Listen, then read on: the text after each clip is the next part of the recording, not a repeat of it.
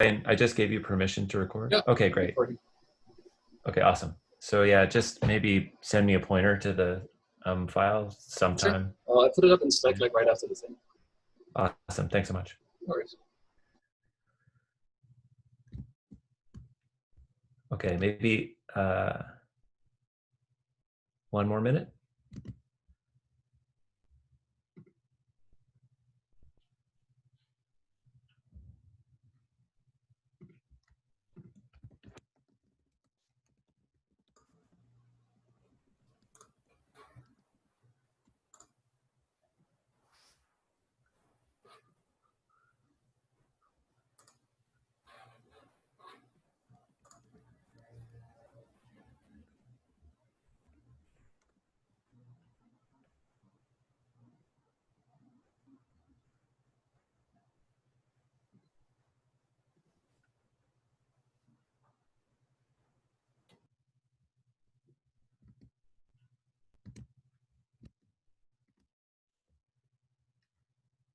Okay, Gunshi, you ready to rock and roll?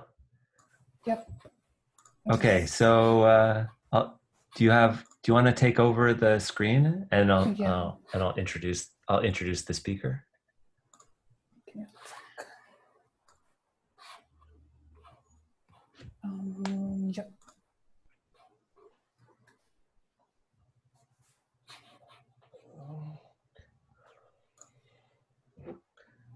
Can you see my screen? Great. Yeah. Okay, cool. Awesome. So this, I guess, is partially inspired by the fact that for some reason, master students don't have to do a thesis defense. And so what we're doing is we're making Gunshi do one anyways. Yep. So really excited to have Gunshi for the reading group today. Gunshi Gupta, who's a master student who's been working in my lab in the robotics group for almost 2 years. And so she's done lots of really cool stuff, knows a lot about a lot, I would say. But what she's going to talk about today specifically is her work on Look-ahead MAML, which is under submission right now and is the main meat of her thesis. So let's see, I should get the specific title is Look-ahead MAML, meta learning for continual learning. So with that, I'll turn it over to Gunshi. Take it away. Yeah. So hi everyone. Like Liam told, I will be presenting this work which is under review right now, and like we call it like Look-ahead MAML or LA or La-MAML or whatever. But this talk, I guess, is equally can equally be seen as like a tutorial in how meta learning optimization can be used for things other than few-shot learning. So yeah, this is joint work with Karmesh Yadav and Liam Paul. Karmesh is also a graduating master's student at CMU, and Liam is my advisor. So yep, I think I'll first just introduce what continual learning is. So hey Gunshi. Yeah. I don't see slides. Are you expecting us to see slides? Right now I just see your desktop. Oh. Okay. Let me just stop share and restart.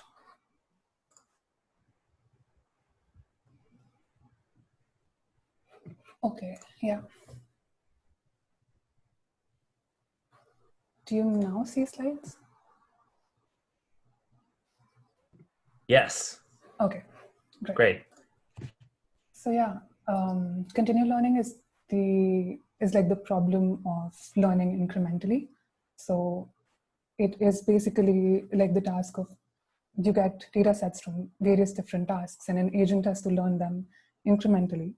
So for example, through its lifetime, an agent might have to learn a series of n tasks, and it doesn't always get to retain data from all these n tasks. And how can it go about learning each task after another without forgetting what it saw previously? Because it doesn't actually have the data that it saw previously. And I think this is a very, very realistic problem in the sense that most deployed online agents, like embodied agents, agents exploring in the world, home robots, recommender systems, any system that kind of has to learn online will actually face this problem, because when an agent is deployed, it only has limited memory, limited compute, and it can't afford to store all the data that it saw in its lifetime on like a very limited onboard compute or storage memory.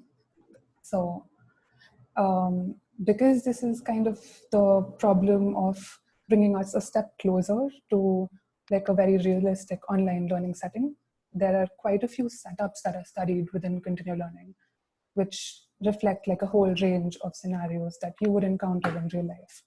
So for example, you could want to maybe, for example, learn a set of classification tasks that, let's say, every time you get a sequence of 5 or 6 classes and you get the data for those 6 classes, and you want to learn a series of tasks. So you'll get task 1, you'll get a sequence of, let's say, 6-way classification problems. You learn that, and now you discard that data. But you do want to maintain performance on this task 1.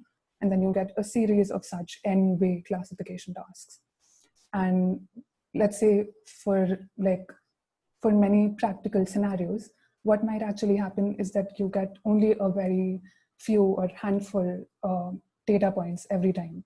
So let's say a recommender system, it's only going to see very sparse, very, very limited samples. It's not going to get like this huge data set available for shuffling like we usually do in like supervised learning. So let's say you see a data point and you have to discard it right away. So that's kind of the single pass setting where you see a task and you can't even shuffle within a task. So every data point comes to you and then it goes away. And this is like the really, really difficult online learning problem where the whole set of data that you see in your lifetime is like one continuous stream, and you never get to revisit anything unless you stored it in some side memory, like maybe like a replay buffer or something. And then there's like the slightly simpler multiple pass setting, which is what most like continual learning works currently evaluate, which is that you get a set of disjoint tasks, but then each task is available to you as one big data set, IID data set. And you can shuffle and you can train like to convergence or till you have probably overfit on that task. So yeah, these are just like 2 main setups. But like, I think the thing that's very common between most continual learning algorithms is that all of them at some point or another face catastrophic forgetting, which is really just kind of a symptom of not having data that you saw before.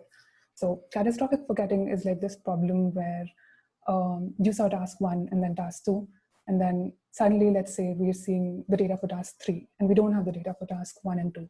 So gradients or our learning progress on this task 3 might actually be interfering or not exactly in agreement with the gradients or with the data of older tasks. So we might actually be taking gradient steps that are harming the learning progress on older tasks. And this is simply like, it can be attributed to the fact that gradients on old and new tasks don't align. And in the ideal case, what we would probably have is that gradients of all tasks kind of align, at least they don't interfere. And then what would happen is that even if you took a gradient step on a new task without even having data for an older task, because the gradients align, you would actually be making progress on both old and new tasks. So that's not how it actually happens, because gradients do often interfere, and it's kind of up to the learning algorithm to ensure that they don't, or at least mitigate catastrophic forgetting to some extent. So are there any questions up till now? There was a question in the chat from Vikram, actually, asking, is it possible? Hi, Gunshi. Is it? Go ahead, Liam. Oh, I was just going to read out, but Vikram, you go ahead. Sure, I mean, yeah, sure. So I was just wondering, can you clarify a little bit more on what task is? From my background, I think of image classification and object detection as 2 separate tasks, but it looks like what you're saying is it's the same objective, but it's different mutually exclusive subsets of data. Yeah. Could you clarify that? So I guess like you're right that when we think of tasks, it's actually like segmentation, detection, those are different tasks. But I think what's actually being studied right now, because I think that's an even harder setup, that's more like multitask learning, where you kind of want the same network to do detection, segmentation, depth prediction, all of those things. But I think what usually you would see in a deployed system, or what continual learning works usually study, is that, let's say I train an object detector on 100 classes or 80 classes from the COCO data set. Then when I deploy it, let's say I see that, oh, there are these 20 new categories in the world, and I somehow get annotated data for it. But the COCO data set was really, really big, and it took a lot of time to train on it. So do I shuffle all this data from 80 plus new 20 classes, or can I somehow incrementally make sure that the knowledge from those 80 classes is maintained in the model, and can I just train on these new 20 classes, which form like a new task? So every time you get data from a new concept, you could treat it as a task, basically. Great, thanks. And in your particular setting of continual learning, you call, let's say, the scenario of 80 classes, and then task 2 as the scenario with 20 new classes, and task 3 with the scenario of n number of new classes. As opposed to a scenario where you say it's the same classes, but you have new data. That's not the scenario you're targeting, right? Yeah, but I think that is equally a subset of like a different continual learning problem. So usually that is called domain incremental continual learning, in the sense that your classes are the same, but now let's say there's a domain shift. You trained on n classes in a simulator, and then in the real world, you do see those n classes, but there's like this huge reality gap. So that could equally be considered like a domain incremental problem, because it is observed that if you go from sim to real and you have some adaptation in the real part, then you do end up like forgetting some knowledge in the sim part, unless you loop over back again. So it's just that in sim to real, we don't actually care about sim so much. But yeah, you would face that problem there as well. Yeah. Mm-hmm. Thanks. So in your presentation, you're only dealing with the new classes scenario, right? Yeah, I mean, our experiments are on like disjoint sets of visual classification tasks. Okay, great. Thanks. Yeah. So like the difference with meta learning is that you're still expected to perform Gunshi. well. Yeah. Sorry, go ahead. Yeah, so like I was just wondering how this is different from the meta learning as few shot learning setup, or there is the difference just that you don't need any performance guarantees on the previous tasks. Like you just care about the new tasks, that new few shot tasks that you're allocated. Yeah, that's correct. So you don't care about the old tasks, but also that meta learning is usually like one shot or like a single stage, in the sense that you only do this like introduction of new tasks once. You don't incrementally build upon it for like 20 tasks or 30 tasks. So it's like adding one new task. Cool. Yeah. Waleed also had a question about, could you just explain one more time the concept of catastrophic forgetting? Yeah. So like, let's just look at this slide for an example. Like the figure on the right kind of shows you that we have 4 tasks, and they became accessible to us one after the other. So when I was seeing task 0, I didn't have the data for task 1, 2, 3, and 4, and so on. When I was looking at task 1, I didn't have 0, 2, 3, and 4. And what would normally happen if I just like put any standard like SGD training algorithm on this data is that when I'm training on task 0, I would get like good performance on task 0. Maybe I would like run it for 100 epochs and I would get really, really good at task 0. And then the moment that task 0 goes away and task 1 comes, I will not be very good in task 1, but then I train it for 100 epochs and I get really, really good on task 1. But what would also happen in the process is that most things that I learned on task 0 I would not be having that knowledge anymore, in the sense that now if I were to evaluate on task 0 after having learned task 1, the performance is likely to be like very, very low, which is what you can probably see like in this figure. So the curves for each task have like this steep drop every time a new task comes. And that drop just gets worse and worse because you saw that data like longer and longer ago without ever revisiting it. And yeah, and like the reason you don't have this in like standard IID training is that in every epoch, you're going to shuffle all your examples and then see them again and again and again. But here, it's like going through all of your data in a single pass. And does that answer? Yeah. Yeah. So is that like meaning that like at the task 0 that like my model like kind of overfitting the data like of task 1, and then when he's trying to go and learn task 2, because like he's overfitting in the first task, he's gonna like that kind of causing that kind of I don't know the bad performance like of the next task. I mean, some part of it could be attributed to overfitting in the sense that it's not just overfitting, it's also the fact that learning on task 0 is different from learning on task 1. Maybe they just like their optimal solutions just lie in very different regions. And because you like normally if you were training task 0 and 1 in like one single phase with like all of their data shuffled together, that problem would automatically be taken care of because you would be descending gradients that are good for both tasks or like the average gradient across both tasks. But here you're descending gradients that are only good for task 0, and then you suddenly descend only gradients that are good for task 1. So it's not so much overfitting as it is just like their solutions being different and their gradients not aligning. Okay, so yeah, I have like another question. I think it's like I will let you like finish the presentation. But is so my questions. So like you don't have to ask right now, like to answer right now. But how do you define the similarity between the tasks? But because like so that's it. So yeah, I mean, so it's kind of tricky to answer that in the sense that usually there's no single unique minima for any task for a deep learned network. It's not like there is a global minima that we always converge to.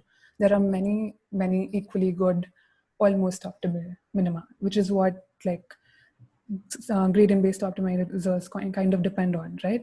Because there are no guarantees for global optimization. We just say that we want to descend to the closest possible decent minima. And the way that you're usually able to do it still in like that IID setup is that there are many plausible minima, let's say lying around any parameter point. And because you have the data for all tasks, you're kind of able to like descend the minima that is equally decent for all tasks together. But now, because data for old and new, like old tasks is not available, you don't have that kind of like vantage point, right? Because you will only descend to the minima that looks decent for the current task, but you don't know what other minima are like right around you that are decent for both this task and the previous task, right? okay. Yeah. Okay. Thank you. So, yep. And like this is just like a quick overview of different continual learning approaches. So this catastrophic forgetting problem has been like tackled across like in many different ways. So like there are a lot of solutions and many of them are very intuitive. For example, like I don't know if you can see my cursor, but there's expansion-based methods, which just say that like let's just agree to have very small networks, and every time a new task comes by, we'll just add a new small network to our ensemble. So it's like if you have T tasks, you would probably have like T or almost T small networks, each of them dedicated to a different task. And these like all of these approaches have their own pros and cons. So for expansion, it would be that you would not have any transfer because every subnetwork is dedicated to a task. You would not have forward or backward transfer from like the prior knowledge that you could have gained from an old task, or you could use for like a future task.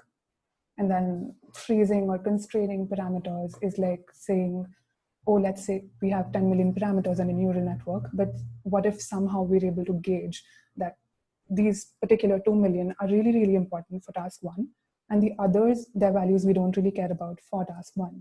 Then can't we just freeze those 2 million parameters and use the remaining 8 million as like the available capacity for new tasks. And similarly, replay all data is just like a very simple, intuitive way of like, okay, we're seeing a lot of data. Can't we just subsample and like temporarily store some of this data to be like revisited later on? And maybe if we were doing a good job of continual learning, we wouldn't need all the data to be stored. We would just need like a few samples to like quickly remember that task and so on. So what we are kind of aiming for is somewhere between like freezing and replay. And I mean, as I later kind of explain the algorithm, we will kind of go over why it has components of both.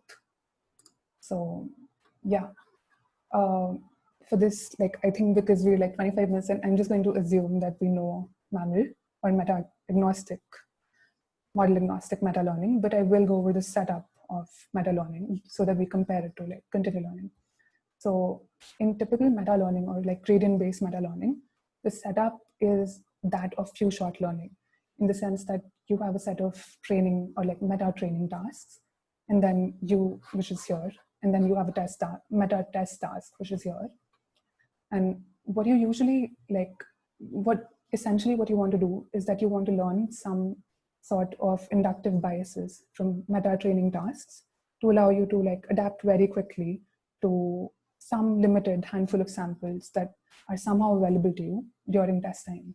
So usually what you would do is that you would use like these support sets from like a set of n meta training tasks, and you would query how like whatever you're learning, how generalizable is it on like query sets of these n training tasks.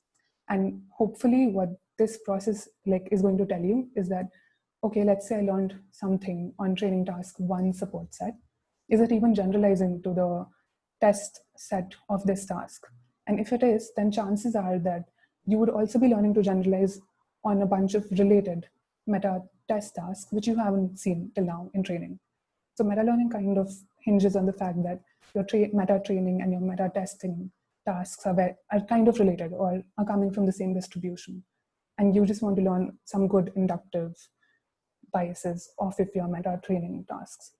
But like the reason we went over this is that essentially the few-shot meta learning setup that we know and the continual learning setup are not the same, in the sense that few-shot meta learning is used for learning and initialization. So back to the slide, this theta here is kind of the initialization you want to learn, so that at test time, if you were to do this kind of adaptation on samples of task 1, 2, or 3, then you would be able to like very quickly reach the optimal parameters for that task.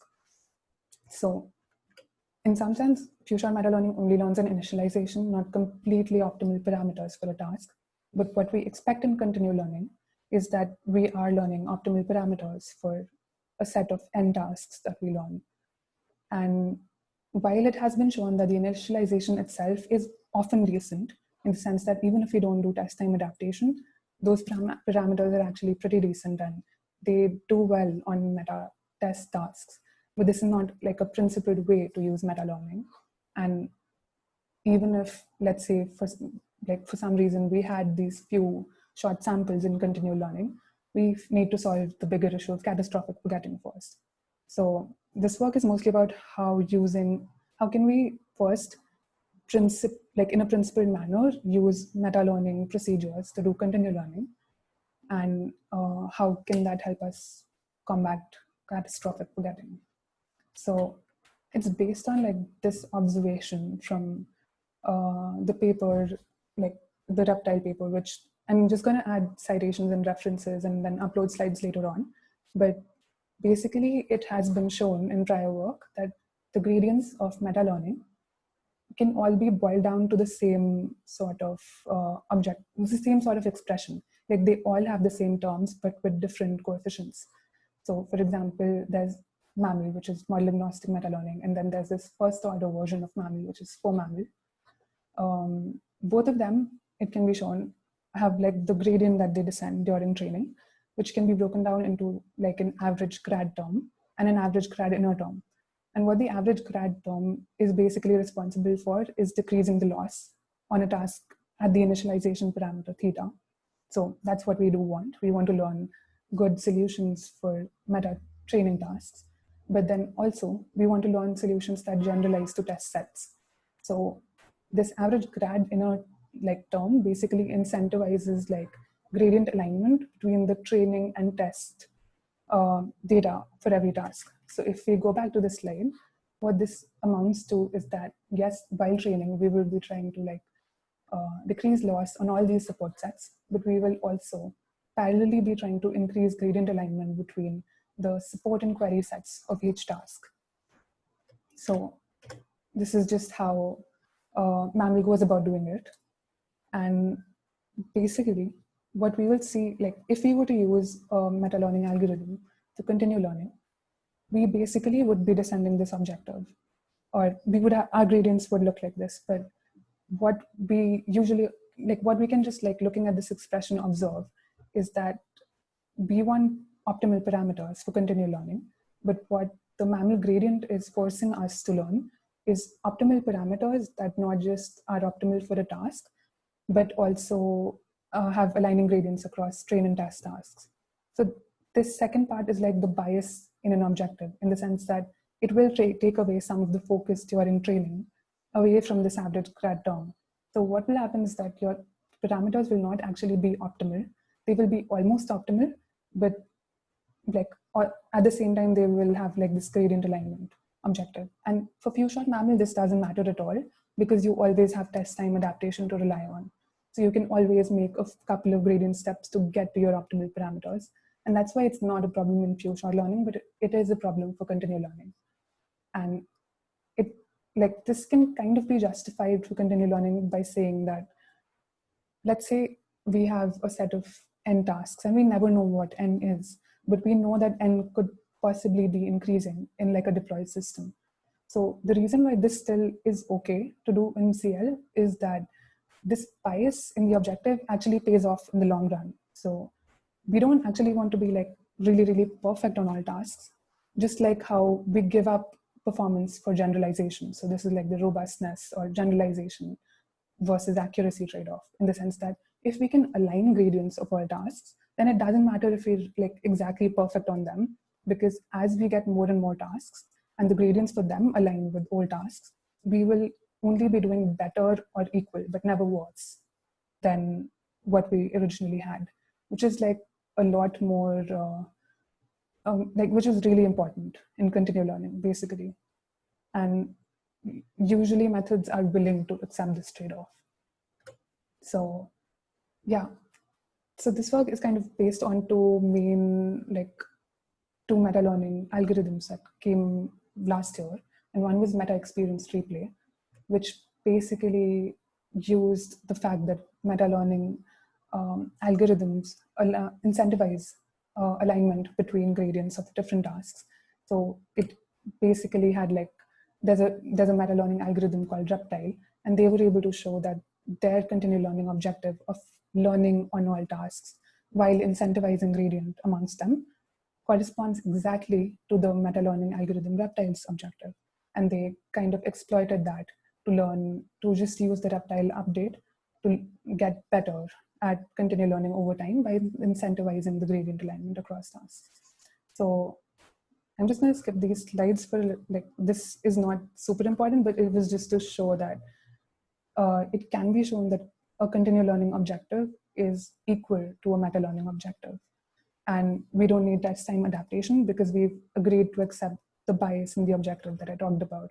So if this is fine for us, we're just happy to learn a good initialization, and we don't need perfect test time parameters. And we will also be using an insight from this work last year, which is online aware meta-learning, or OML. So this work introduced an objective that is very, it's pretty intuitive, in the sense that what do we want to do in continual learning? We will basically be making a lot of temporally correlated gradient updates to learn within and across new tasks. And this is bad for SGD because it's not used to working on non-IID data. So what usually happens is that you get samples from a new task. They're all going to be very, very correlated and not identically distributed. And what will happen is that your model will start to overfit and like get really, really good at this new task, but also forget performance on old tasks. So the way that they tackle it is that they use a representation. They say that we want to learn a representation offline, which will eventually become so sparse and immune to catastrophic forgetting that we can then use it later on for continual learning. And the way that they do it is, let's say we have some held out tasks 0 to 100 that we've never seen, but we have data for them. And then we are now going to get samples from a task 101, 102, and so on in our like learning lifetime. So what will happen is that you get S1, S2, S3, you get a lot of samples in this like long stream, and you have a representation that is learnable, and it's being supplied to a TLN, which is a task learning network. So essentially a representation is just something like you will take the input and you will condense it to some latent code or a representation. And the task learning network is actually the one that's responsible for solving the task. So it could be a classifier, for instance, or a decoder or so on. So what happens is that how they use like their objective to learn a very resistant representation is that they make a lot of like gradient-based updates on all of this correlated data from task 101. And what will happen is that the TLN will eventually get like better and better at this task, right? So if I showed it like, let's say 5 samples in a row and I'm at this point, what if I now come and say that, okay, but let's evaluate this model on these held out tasks. And it's obviously going to be very bad at them, at those tasks. So we do a gradient-based update and we backpropagate this signal back to the learned representation to say that, okay, whatever representation you gave to the task learning network was good enough to learn on a new task, but it was not resistant to catastrophic forgetting. And we basically did like pretty much nothing on those old tasks. And if you keep doing this again and again and again, like let's say by the end of 100 or so like updates, what will eventually like start to happen is that this representation will become more and more tuned to be in like such that when it goes to the task learning network or the TLN, it should allow the TLN to make meaningful updates on a new task, but all the while not forget performance on old tasks, which is exactly what we want in continual learning. So in this case, these are not really old tasks that we ever saw. They're just like a placement for some held out set for some tasks that we continually keep evaluating this, this model on. But they give a very useful signal by saying that, yes, make a lot of correlated gradient updates on some new task, but periodically keep evaluating yourself on some held out tasks such that it eventually becomes resistant to forgetting. And this is basically an offline pre-training procedure that like you do it again and again and again on many tasks. And then eventually what is going to happen that you will have an optimal sparse representation that can now just be frozen and you can use it for continual learning. So what would happen is that now you can just freeze this representation and a new task will come. And in their case, well, like because this representation is frozen, you like the new task has to be very, very related because you're not really changing the representation. It's just the TLN that's now allowed to make updates on this new task. But they do show like good results in this setting. And more than that, like the OML objective is kind of very powerful in the sense that just by exploiting like this structure of the inner and outer update in meta learning, it's able to kind of directly enforce behavior that is good for continual learning. So we build upon this because what we essentially want in an algorithm is we want to incentivize gradient alignment, just like MER did, or like the way that I went over meta learning, in the sense that reptile, MAML, MAML, all of these popular meta learning algorithms incentivize gradient alignment within tasks. And this kind of CL behavior, like continual learning behavior that the OML objective allows you to regulate, is also very appealing because it kind of incentivizes properties that you would not have known how to incentivize otherwise. For example, like this representation turns out to be very sparse, which has been seen historically in continual learning is like a very good heuristic to incentivize good continual learning behavior, because if your weights are going to be sparse, their gradients are going to be sparse, and so there will be less gradient interference across tasks, right? Because you need active neurons to receive gradients, and then only then will those gradients like interfere with each other. But if gradients are sparse, there's like less chances that they will be interfering across tasks. And you could essentially have like a good distribution across parameters. Like let's say if you have 100 million parameters, essentially they could like divide themselves amongst tasks, which we obviously don't know how to incentivize, but it can, like the model can learn it on its own. So that maybe like the first million are dedicated to a task and they're only active on that task, and the second million are only active on the second task. Then you essentially, like in this ideal hypothetical setup, you have no catastrophic forgetting, because let's say on task 3, you have the third million like neurons that are active and receiving gradient. Well, like those 3 million parameters never really mattered for task 0 or 1 or 4, 5, and 6. So there's no catastrophic forgetting. Any questions till now? Okay. So what we kind of set about to do is that we try to combine like the best of these two algorithms to basically have like a online algorithm, because this is offline, but we want an online meta-learning algorithm that can learn on a set of like incoming tasks without having access like to any like pre-training phase, let's say. But we also want to exploit the gradient alignment that meta-learning algorithms implicitly like give you. So the extension to like the base algorithm we propose, which is La-MAML, that's pretty natural in the sense that if we saw these slides, I think it's pretty intuitive that what if you could use a multi-step MAML algorithm to not do this for a representation, but to do this for all the weights of a model. So essentially what you can do is you're in an online setup and we get T tasks. You could essentially just use MAML to learn on each of these tasks one by one, where the OML objective is used to learn a new task without forgetting an old one. So the way that changes is that these held out tasks are now not actually like some other task 0 to 100, but let's say this is the task 101 when task 102 is being seen. And this is task 101 to 150 when the 150th one task is being seen. So that's the first change. And then still, like even now, we're not allowed to use like meta-learning objectives like MAML, just like in the way that I just mentioned, without showing that their objectives are equivalent. So for example, even if we are able to convert the OML objective online, like I just explained, we would still have to show that this MAML objective is equivalent to a valid continual learning objective. And a valid continual learning objective is decrease the loss on all tasks seen so far, while incentivizing alignment between them. And in our work, we do show that these objectives are equivalent, and that's why we're able to use this version of online OML that we do.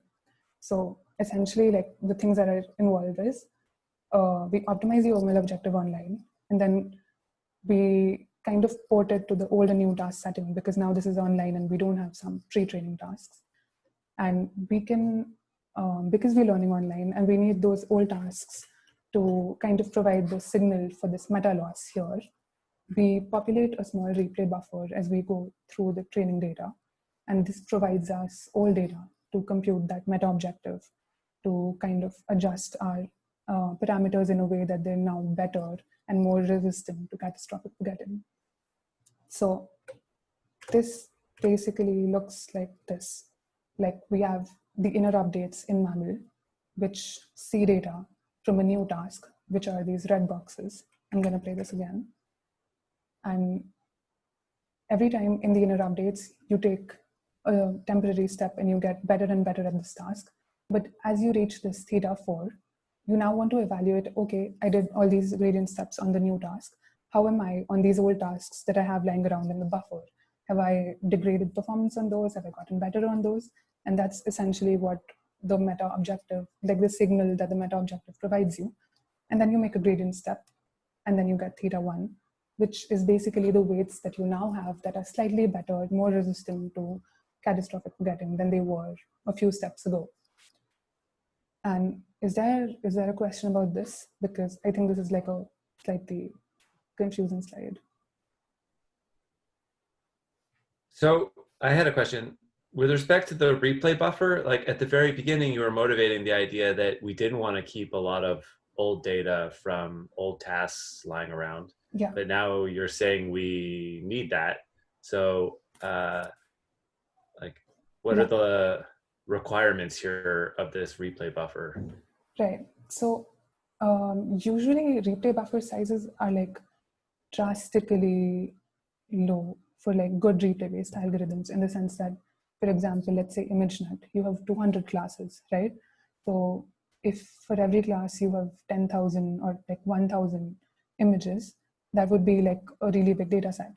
But replay buffer sizes are like 200 samples. So that's like 1 sample per class or 2 samples per class. So replay buffer sizes usually are like very, very like drastically smaller than what like the whole data set would have looked like. And that's kind of the motivation for a replay-based algorithm, in the sense that can you like go lower and lower on replay requirements and still do better, essentially. So for example, we had this slide where here, for example, freezing parameters essentially requires no replay, right? But this will eventually run into saturation issues. Let's say you have 10 million parameters, but let's say by task 10, you've decided that all those 10 parameters are very, very important for the tasks you've seen so far. And now you have no new capacity to kind of allocate to new tasks. And similarly for expansion, for example, every time you see a new task, you spawn a new subnetwork, right? But eventually there will be like an explosion of capacity and you will have 20 such subnetworks, none of them sharing information between each other. And what you kind of want, I think, is like a trade-off between all of these things. So you want, like, if it just takes a few, like handful of samples to be stored for each class, in this case, just 1 sample per class, that's a lot better than maybe 20 subnetworks, I guess. But then, yeah, I mean, I guess it's a trade-off. Does that answer your question? Yeah. Okay. Follow up though, if you had storage capacity to store lots of stuff, yeah. How would that change the approach? Like, would you keep things basically the same, or would you do something fundamentally different? I guess if we had unlimited storage, then expansion is one way to go.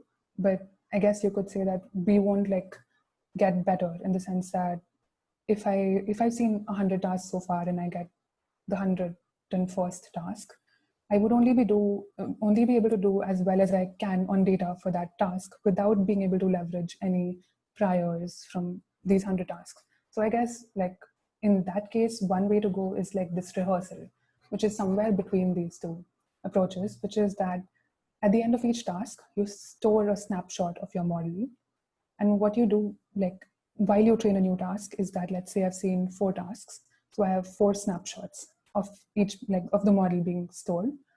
And then when I see the 5th task, what I do is that I augment the loss on that 5th task to also say that, okay, learn whatever input-output mapping you need to do well on this 5th task, but also try to supervise your outputs with respect to the older 4 snapshots. So what that usually amounts to is that, let's say you had 100 classes. Now, by the end of the 5th task, you have to learn a 100-way classification problem. And the 5th task only has 20 new classes that it's adding to the mix. The first 80 you actually learned from the first 4 tasks. So what you would do is that you would learn the last 20 like logits in that final classification layer.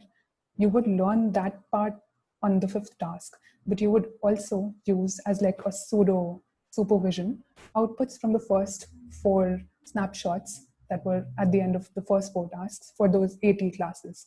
And you would say, like maybe whatever my logits look like at this point in training, try to make them closer and closer to what those old snapshots would have said it should have been. So in this way, it's like distillation in the sense that you think of each snapshot at the end of a task as like your teacher, and you want to be closer to them while also being, while also learning new information. So, but that also incurs like a huge memory because you essentially have T copies of your model. So yeah, but that's one way to learn with like leveraging priors, because you have one monolithic model. So you're able to like exploit any useful generalizable information that you saw in the first 4 tasks, which you will not be able to do in expansion. Okay, great. Yeah. Thanks. Okay. So we saw how we convert the OML objective online, and then we use the replay buffer to learn new tasks without hurting old ones. We mentioned that we showed like this equivalence of objectives in the paper, and our objective basically corresponds to like loss on all tasks and then alignment of this new task with the old tasks. So it's like a time-aware continual learning objective. I won't go into like the details, but basically this is like one reason why this objective is faster than MER, which like I mentioned before, is that it's time aware. So it only cares about aligning the current task with the average gradient of the old tasks, instead of like actually taking all the pairwise alignment between all tasks and incentivizing that alignment, which ends up being really, really slow. And we show like in practice that this works equally well, because we show plots in the paper where we plot the alignment across tasks over time, and it actually doesn't fall. So yeah, we basically argue that this objective is faster and like in that sense better. And this is what the MAML update looks like. So I think like most of us are familiar with how like a MAML update looks like. You have your initialization, and then you take a couple of temporary gradient steps to get to some, like let's say θ4. And then you evaluate that with a method of meta loss, and you get like this meta gradient to get like a new good initialization, which given like these 4 temporary steps might have reached a better place than the previous one did. In our case, these inner gradient steps are being taken on samples from a new task, and the meta loss is like the OML objective. It's evaluating what the performance is on all tasks. So it basically is computed using samples from the replay buffer and from the current task. And like just in like layman words, it just basically tests how to update parameters in a way that learning on correlated data allows you to improve on the correlated data while maintaining performance on all tasks. So is that part clear? Yeah. Okay. So this is like the base algorithm, but then like one really big, I guess, open question in continual learning is, how do you optimize models, in the sense that usually in IRE training, we're used to like some very good optimizers that have kind of stood the test of time, like Adam or RMS prop, where like you have these decaying learning rate schedules, and they've been like really proven to work because you have a stationary distribution and you know you're going to reach this minima that you like really want to close into eventually. But in continual learning, this is like a non-stationary distribution, right? You don't want to decrease your learning rates over time. You just want to adapt to whatever you're seeing right now. And we actually don't have good optimizers for continual learning because like the old ones have been shown to not be sufficient. And there is no fixed minima to converge to. And I guess another reason to need adaptivity in like continual learning is just the fact that you want to learn while having like while taking in mind this auxiliary objective of maintaining performance on all tasks. So you can't just like blindly take whatever gradient step that is prescribed to you. You want to like mitigate forgetting in a sense. So you might want to like reduce your gradients in some in some situations. So we kind of built upon like the base framework that we proposed, which was C-MAML or continual MAML.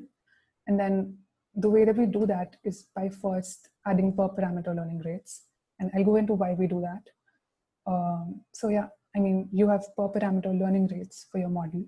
And what we basically noticed is that we showed the equivalence of objectives, right? So we had the gradient, we computed the gradient expressions that we would get when using this OML objective on new and old data. And it turns out that when you write out the gradient for this per parameter learning rate, as it undergoes training with this meta objective, what a gradient actually looks like is like the dot product of the outer and the inner gradient. And in our case, if you notice, it is the gradient on the old tasks and the new tasks.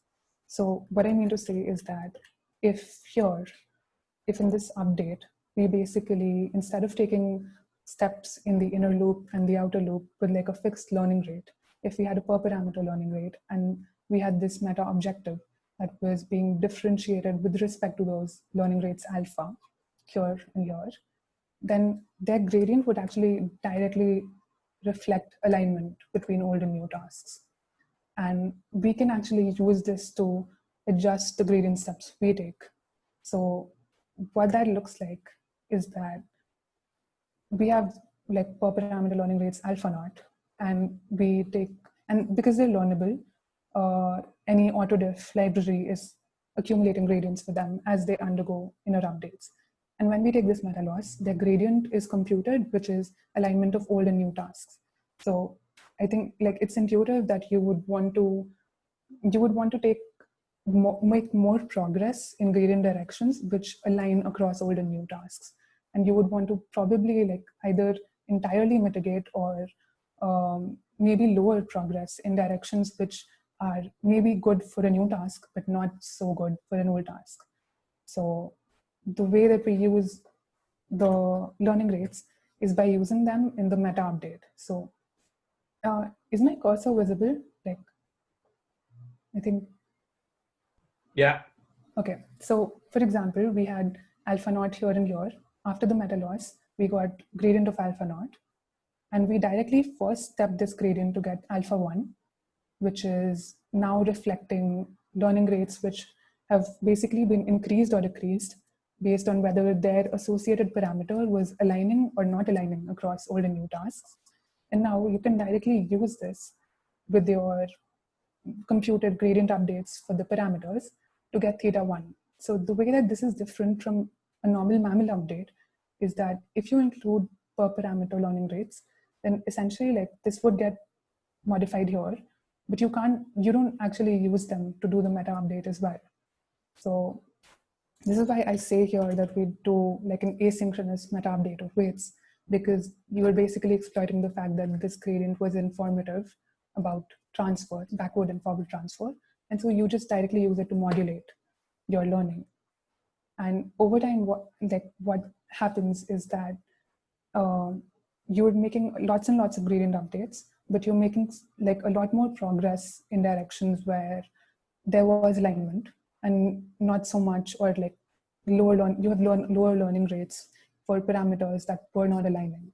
And because you have over parameterized like models usually, like using lower learning rates or not actually doing updates to certain parameters that were not aligning is actually not that harmful, because like we empirically see that as training progresses, even though we don't actually see like the entire data sets of all tasks, and we just see like maybe one sample for each class, their performance actually increases over training, even though we're not really seeing them, because their gradients are now being aligned with new tasks.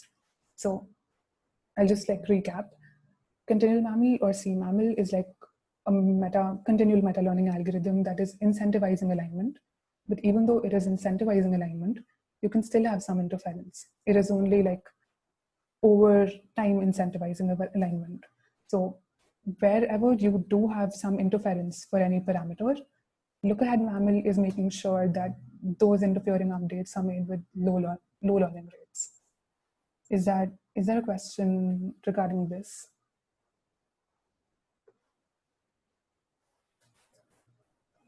Okay. So yeah, basically Look-ahead MAML is continual MAML plus learnable errors plus the async update. And wait, I think these are just some like extra slides.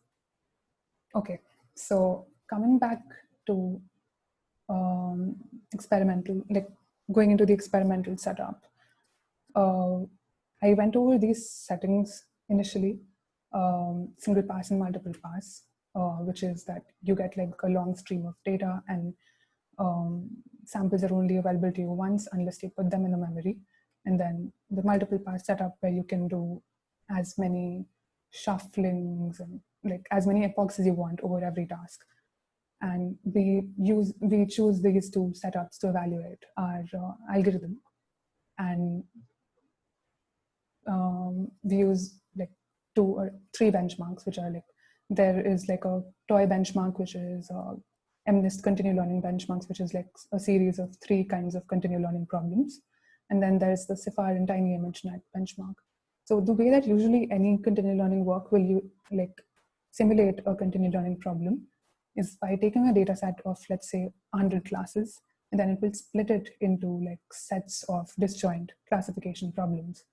So if you had 100 classes in the CIFAR data set, the way that you would construct 20 tasks is by taking like 20 sets of 5-way classification problems, and each of them is shown one after the other. And you have like a small allowed replay, like maybe 200 images or so for CIFAR and 400 for Tiny ImageNet. And you evaluate all your algorithms based on this. Any questions about the setup or even about the algorithm? Like I can go back, and although we are running out of time. Okay, so yeah, I mean, the toy benchmark is kind of to show that our primary meta-learning baseline is MER, and like the purpose was first to show that the objective that we propose, which is which takes from the OML objective while exploiting equivalence to a meta-learning objective, is much, much faster than like the objective they propose. So the purpose was to show that you can reach the same performance in about like 1/5 of the time. And then the bigger benchmarks were to show that it is like scalable to more tasks and bigger data, in the sense that usually before this, meta-learning algorithms were mostly only evaluated on like omniglot or MNIST or like toy benchmarks. So this was to show that it's scalable and it does better. And we defined a bunch of ablations. So like in the meta update that I described, there are various ways of using those learning rates, and ours might not be the best. So we defined some ablations that like do otherwise, and we showed how like their trends vary, and we showed that it does better. It does like a lot better than other baselines that we defined, and baselines were taken from like all of those categories that I described earlier. So ER is a replay-based baseline, iCarl is distillation or replay. These are again replay-based, this is meta-learning. And this is prior-based, but this is our own like ablation. And then there was a sensitivity analysis, which like I described, usually meta-learning algorithms have like an inner learning rate and an outer learning rate. So for example, here, you would usually have like an alpha naught and a beta naught that you use for the outer update. But because we're kind of using the same for both, we show that like we have 2 hyperparameters in the algorithm, and we're pretty insensitive to one of those. So for example, here, like across like 2-3 orders of magnitude, the performance doesn't really change. And we show for the ablations that they are more sensitive. So there's effectively just one learning rate hyperparameter to tune, which is like, what do you initialize those learnable LRs to? So it then ends up having just the same amount of hyperparameters that like standard algorithms that don't use meta-learning do. And yeah, like most of our experiments were like supervised visual classification experiments. But where I actually see this being like even more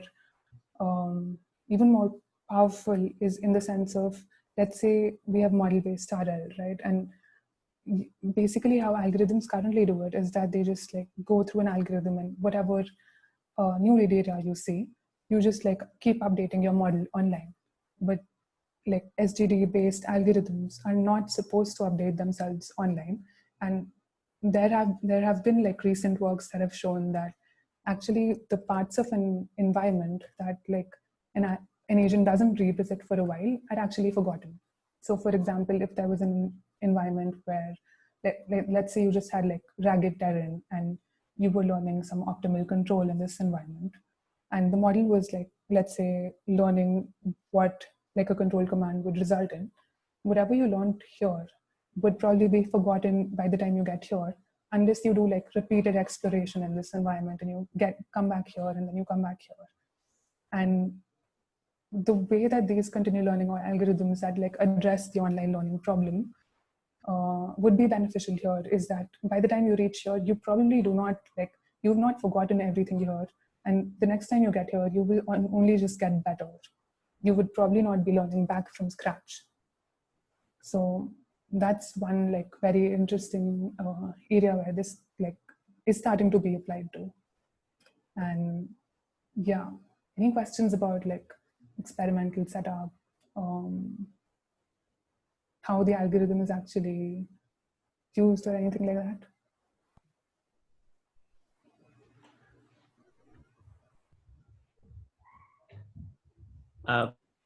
I guess we run over time a little bit. Okay, so I just conclude.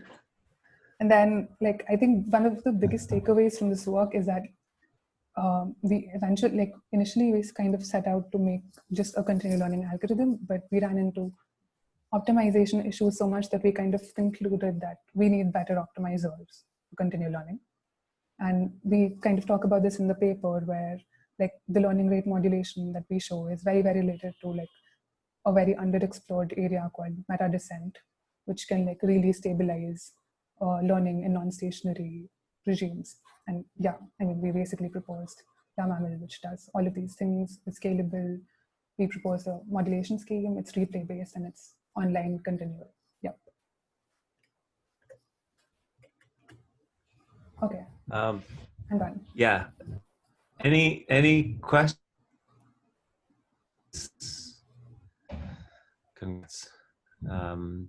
I can't see the chat. Yeah, so I guess given that we're over time, maybe we'll, maybe we'll wrap it up, but if there's any further questions, I'm sure like anyone can reach out to you and ask. Yeah. And thanks so much for the great presentation. And thanks to everyone for your attention. Great. Have a great weekend, everyone. Thanks, you too. Thanks.